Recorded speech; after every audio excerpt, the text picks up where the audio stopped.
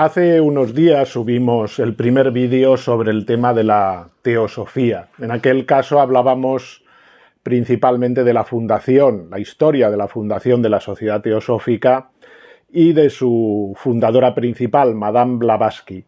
Hoy vamos a abarcar el tema de la teosofía desde el punto de vista de sus doctrinas y sus ideas y también de su relación inequívoca con la masonería.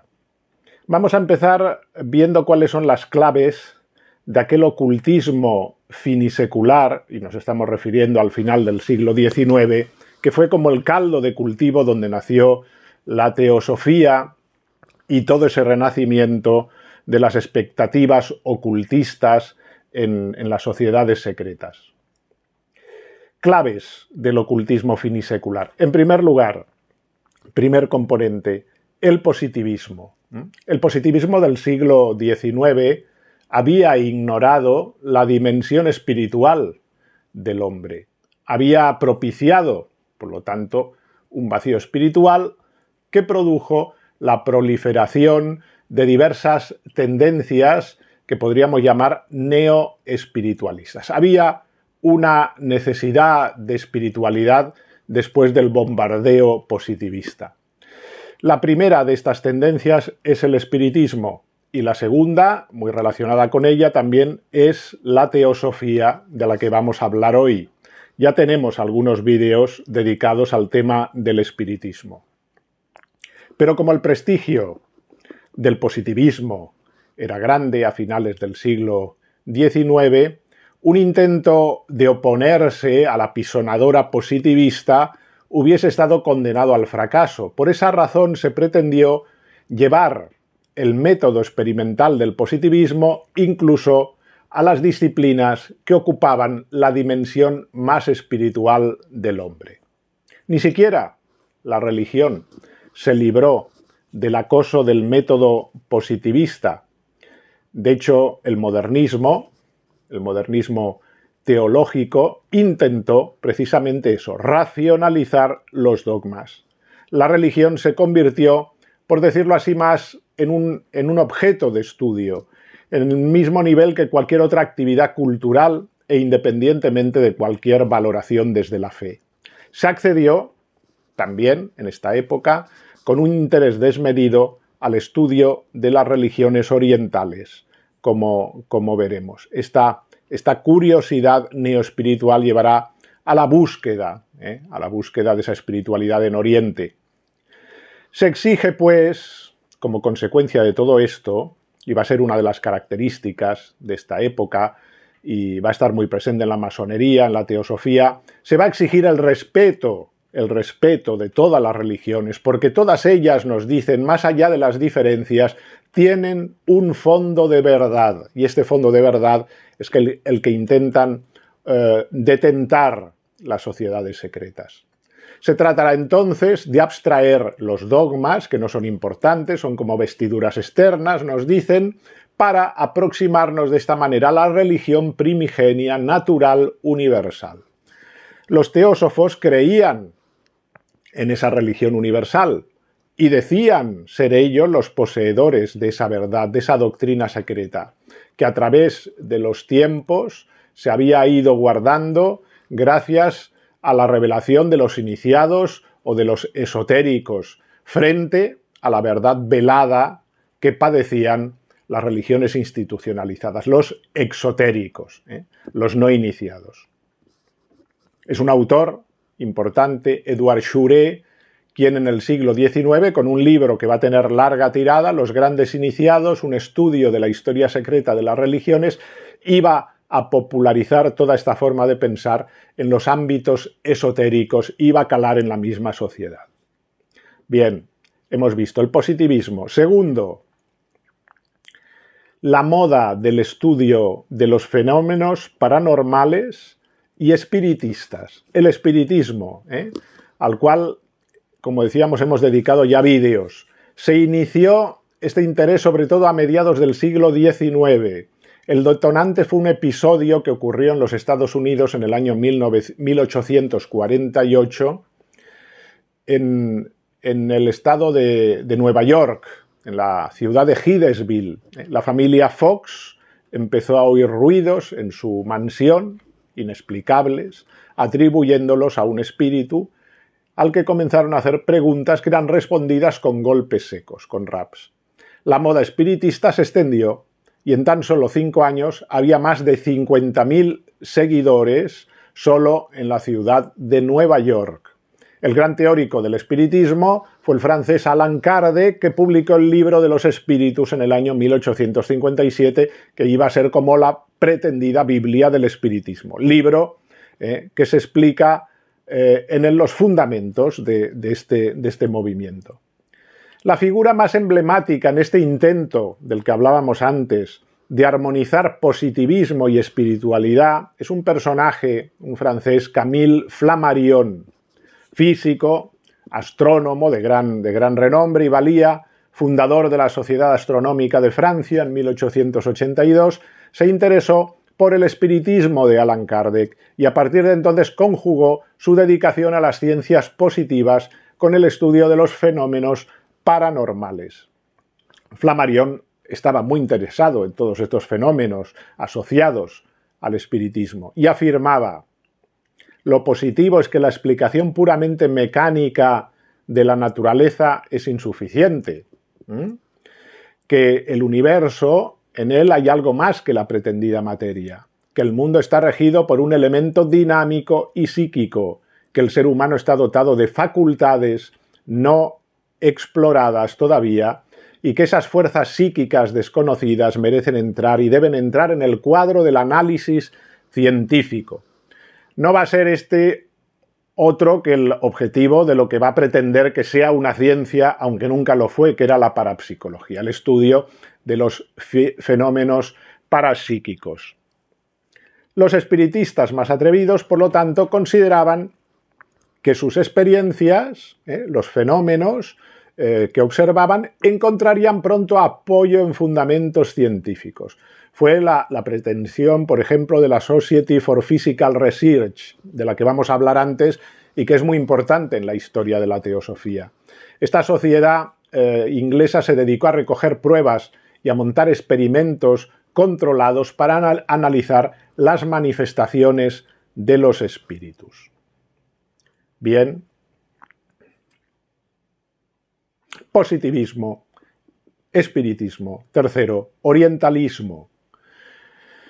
También el orientalismo va a entrar en el siglo XIX, la segunda mitad, de forma especial. La influencia del romanticismo, de hecho, durante el siglo XIX, que exalta al individuo y la subjetividad, contraponiendo a la objetividad y a la racionalidad, va a ser decisivo para esta búsqueda de la verdad, de la luz en Oriente. Ex oriente lucis, como se decía. El genio romántico encierra una gran insatisfacción hacia el mundo que lo rodea. Un romántico es así, lo que le lleva a adoptar una actitud de evasión del mundo. Es así que Orientes deviene en un objeto de contemplación estética y emocional, transformado en espacio idílico, en Arcadia feliz, ¿no? En espacio primigenio de la religiosidad, de la cultura, donde se hundían los principios misteriosos de la humanidad, ¿no? Esta visión romántica de Oriente.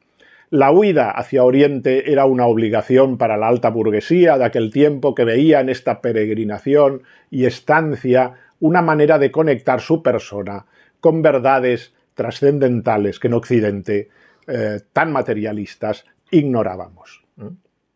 Cuarta característica, y es a la que vamos a dedicar hoy nuestro tema, que es la teosofía. La teosofía va a encontrar este caldo de cultivo en el que va a nacer. La teosofía ejemplifica el deseo de esta armonización entre ciencia y espiritualidad. Mario Rosso de Luna, uno de los teósofos españoles más importantes, con una obra muy extensa, resume así los 3 objetivos prioritarios de la sociedad teosófica. Dice: el objeto fundamental es la fraternidad universal, sin distinción de raza, sexo, credo, casta ni color. Segundo, el estudio comparado como hemos visto antes, comparado de las religiones, ciencias y filosofías. Y tercero, la investigación tanto de las leyes aún ignoradas de la naturaleza como de los poderes aún no desarrollados en el hombre, pero que han de desarrollarse en el superhombre futuro. Bien, estos serían los objetivos de la teosofía. La teosofía está en la raíz de la inmensa mayoría de las sectas y movimientos esotéricos y ocultistas modernos que han venido después, así como en los pilares doctrinales de lo que va a ser el movimiento de la nueva era en el siglo XX. Como la mayoría de los movimientos esotéricos, sus miembros apelan a una tradición secreta, oculta, arcana, que está escondida en los siglos, pero que no tiene ninguna base histórica, aunque ellos la defienden como fundamento de toda sabiduría. Teosofía quiere decir esto, sabiduría de Dios. Se refiere, por lo tanto, a una sabiduría que proviene directamente de Dios, una filosofía que deja de lado la razón, no la adquirimos por esfuerzo racional, y la experiencia ordinaria es insuficiente para conocerla. Y además rechaza también la revelación, es decir, la revelación bíblica. Pero esa sabiduría entonces, ¿de dónde viene? Viene de la experiencia de ciertos hombres privilegiados, iluminados, que gozan, mediante procesos misteriosos, de una ampliación de la conciencia. Esto es la pretensión de la teosofía. Vamos a ir viéndolo. Las doctrinas de la sociedad teosófica. La doctrina de Madame Blavatsky amalgama espiritismo, ocultismo, esoterismo, elementos de diversas religiones, sobre todo orientales, ¿no?, y de diferentes filosofías. El teosofismo sostiene una doctrina esotérica. Recordemos, cuando hablamos de esoterismo, ¿qué quiere decir? Oculta, reservada, solo a unos iniciados. Quien no posee los conocimientos teosóficos es un ignorante, un profano. Un elemento central es la fe, fijaos, en estos personajes singulares que la teosofía llama los grandes maestros, o mahatmas, con expresión venida de la India, y sus supuestas revelaciones. Serían, decía Blavatsky, como unos instructores o maestros de la humanidad, miembros de la gran fraternidad blanca, se les llamaba también, una supuesta organización ocultista que gobernaba el mundo desde el anonimato y la invisibilidad, custodios de la antigua sabiduría secreta. Serían como antiguos adeptos iniciados que habían sido iluminados de forma singular, que habían alcanzado el culmen de la iluminación y habían evolucionado a un nivel muy alto, y desde entonces se habían convertido en consejeros de la humanidad. La gran fraternidad estaba formada por estos llamados maestros ascendidos o mahatmas, que son el principal centro de canalismo, canal por el cual llega la sabiduría. Channeling, se dice en la nueva era, con una expresión nueva, pero con un concepto, como vemos, ya muy antiguo. Es una idea creada por la teosofía que ha tenido a posteriori, como digo, fortuna en la New Age. De estos personajes, los iniciados reciben las doctrinas secretas. Aquellos que son iniciados en la secta secreta, en la teosofía, pueden conocer esta doctrina que le llegará de los grandes maestros. Son el conjunto de los grandes maestros de la humanidad, ahora invisibles y espiritualmente ascendidos tras su muerte a los astros celestes, desde donde velan por nosotros. Según otra versión, serían los verdaderos dueños del mundo y su destino, y tendrían su morada invisible en el Tíbet. Madame Blavatsky se decía elegida por ellos para dar a conocer al mundo y difundir su doctrina y su sabiduría. Esta era la misión de Madame Blavatsky. Fungía ella por tener esta misión. La lista de maestros ascendidos varía según las sectas. Fueron maestros ascendidos Zoroastro, Krishna, Buda, el mismo Orfeo, el conde de Saint-Germain, algunos santos católicos y el mismo Jesucristo, en no pocas ocasiones. Un iluminado más en la larga lista de personas que han recibido, pues, la gracia de alcanzar la cima del conocimiento. Blavatsky enseñó que son seres excepcionales, con toda clase de poderes especiales, como la telepatía, la capacidad de transportarse, que han alcanzado el máximo nivel de iluminación.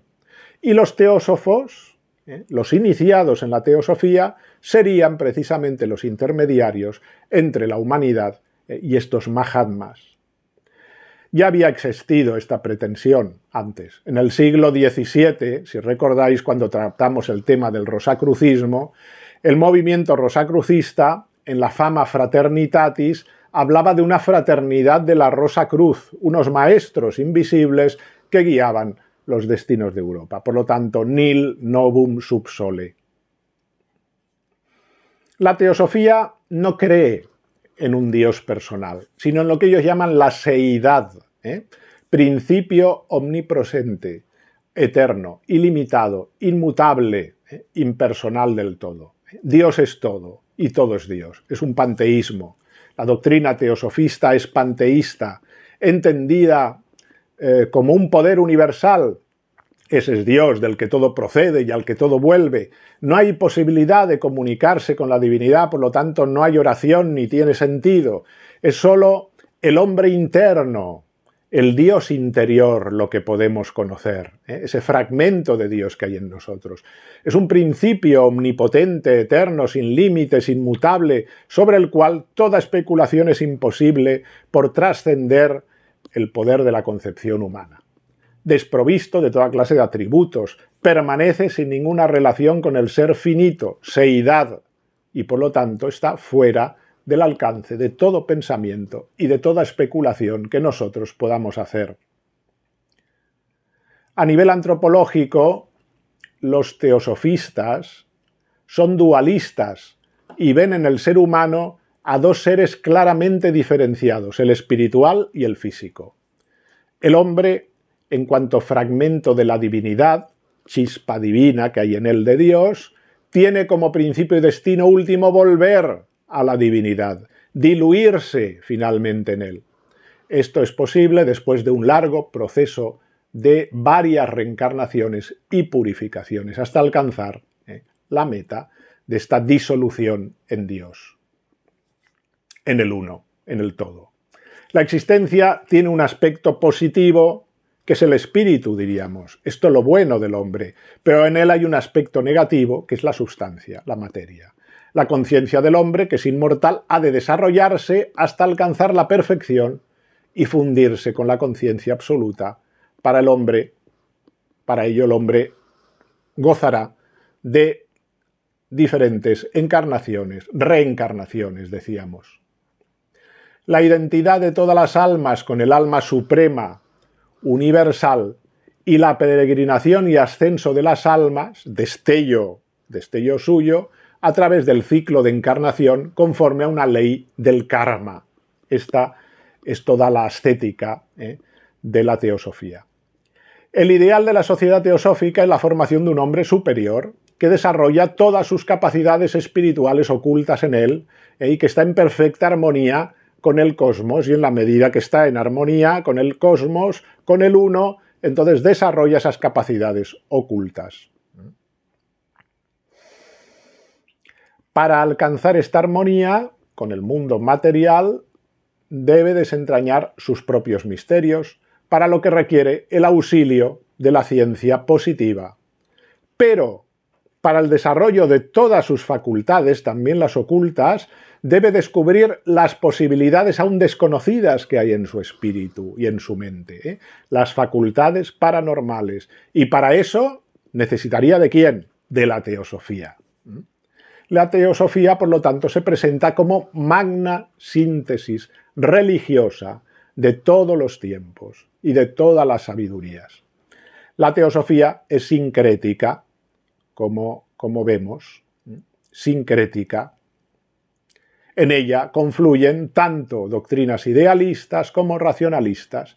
Hay neoplatonismo. Las creencias religiosas proceden en su mayor parte de las religiones orientales, aunque también hay elementos muy diluidos de cristianismo. El evolucionismo de Darwin se utiliza no tanto como explicación de la evolución de la materia, sino más bien como progreso de la conciencia espiritual, de la conciencia universal, auxiliado por la doctrina del superhombre de Nietzsche y por los estudios positivistas de los fenómenos paranormales. René Guénon, en su libro del que ya hablamos y recomendamos como síntesis de una crítica acertada al teosofismo, ¿qué es el teosofismo?, de René Guénon, afirma que lo que constituye el nervio central del teosofismo es la idea de la evolución. Ahora bien, esa idea es del todo extraña para los orientales, dice Guénon, e incluso para los occidentales, que es de fecha muy reciente, la idea de la evolución, del progreso. La misma idea del progreso de la que la evolución es una manifestación más o menos complicada por presuntas consideraciones científicas, es una idea que no se remonta más allá del siglo XVIII, habiendo sido sus primeros promotores Turgot y Condorcet. Lo afirma Guénon: si los teosofistas son evolucionistas y defensores del progreso, no se entiende cómo pueden defender a la vez una tradición antigua, arcana, y tener por base la filosofía más antigua del mundo. Para cualquiera que admita la evolución, la doctrina más perfecta debería ser la más moderna, fruto de evolución y progreso en el tiempo.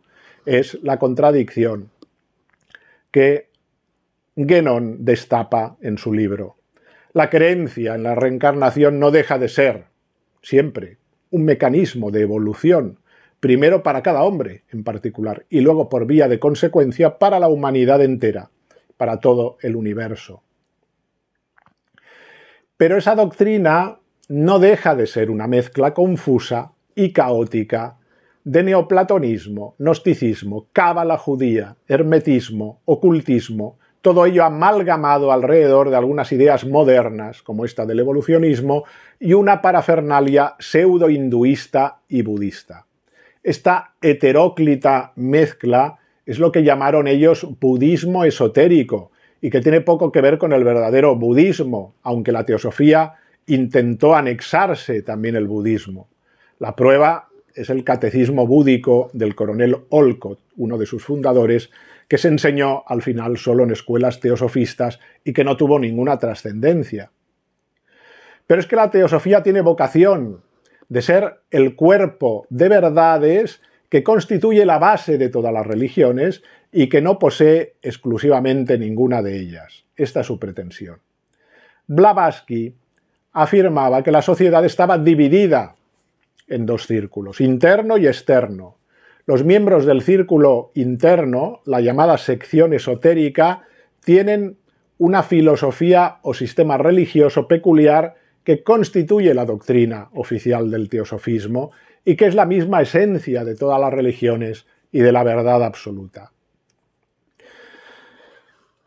Ya lo vamos viendo, hemos ido viendo que muchas de las ideas pues están en comunión totalmente con las ideas masónicas, porque desde sus orígenes hubo en la sociedad teosófica muchos masones, empezando por sus máximos representantes, que lo fueron siempre, Madame Blavatsky, el coronel Olcott, Annie Besant, Alice Bailey, y no podría ser de otra manera ya que el ideal de la fraternidad universal, que la sociedad considera su primer objetivo, es común con la masonería.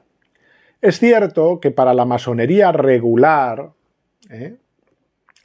se percibe el teosofismo como demasiado comprometedor, casi diría como histriónico, y por lo tanto va en contacto, digo la masonería regular, y considera que el teosofismo va demasiado lejos, cuando algunos de sus miembros afirman sin rubor que ambas sociedades tienen aspectos iniciáticos similares y ambas son una sola cosa, las guardianas, en definitiva, del conocimiento arcano, de la sabiduría perenne oculta desde la antigüedad.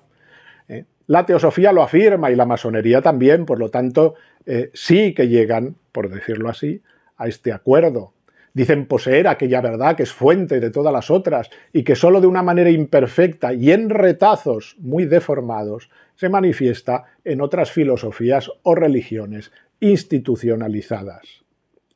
Ciertamente ambas tienen esa pretensión y ambas consideran al cristianismo como el principal escollo a batir, tanto la masonería como la teosofía.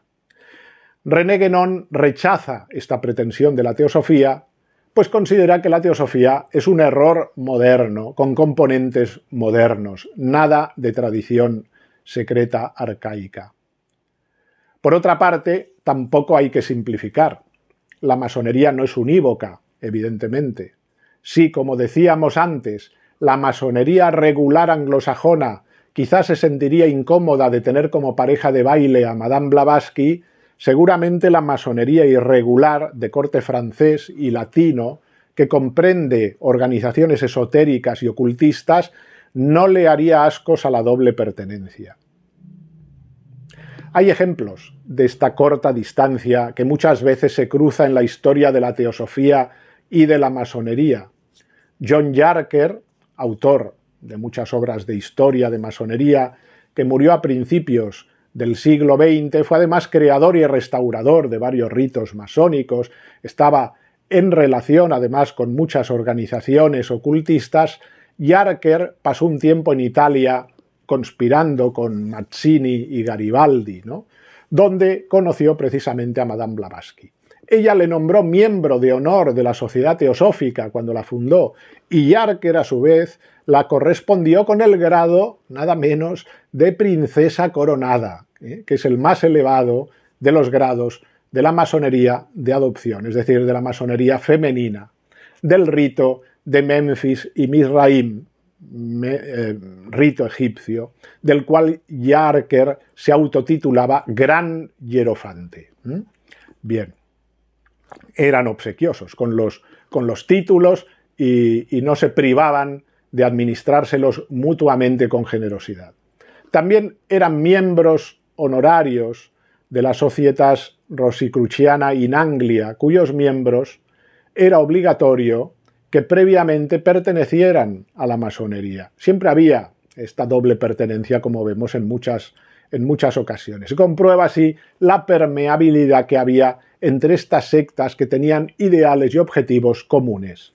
Yarker creó también un rito swedenborgiano, primitivo y original, que de primitivo no tenía nada, porque lo había inventado él ex novo y no tenía ninguna relación en los ritos masónicos del siglo XVIII, que se habían inspirado en las peculiares ideas de Swedenborg, como los iluminados de Aviñón, del benedictino Don Pernetti. Por otra parte, Swedenborg, aunque fue masón, no creó, de hecho, él ningún rito, y menos con su nombre. Pues lo que decíamos, Yarker introdujo al coronel Olcott, segundo fundador de la teosofía, en esta obediencia, como representante del Consejo Supremo en Bombay. Olcott, de hecho, ya había sido iniciado masón en Estados Unidos. Annie Besant, feminista de pro, que llegó a ser también presidenta de la Sociedad Teosófica después del coronel Olcott, ella tomó al asalto, como quien dice, la masonería femenina. No le valían los grados de adopción, donde la mujer, en efecto, quedaba sometida a la tutela de los hombres masones y no tomaba parte en los trabajos serios de las logias. Ansiaba, Annie Besant, feminista de pro, una masonería donde la mujer estuviese en pie de absoluta igualdad con los hombres, algo que, por otra parte, es contrario del todo a los principios masónicos y a sus constituciones originales. Pero ya existía entonces una institución reciente de esta índole. Era la masonería mixta fundada en Francia por María d'Eresmes y Georges Martin, conocida como derecho humano. Obediencia que existe todavía y que está muy extendida. Pues bien, el derecho humano conjugaba hombres y mujeres. Dicha obediencia, como bien se puede suponer, no fue reconocida por ninguna de las obediencias existentes ni en Francia ni en el extranjero. Pero Annie Besant ingresó en esta masonería mixta de hombres y mujeres del derecho humano y bien pronto, dada su capacidad y decisión, llegó a ser la vicepresidenta del Consejo Supremo Universal Mixto y la delegada para Gran Bretaña.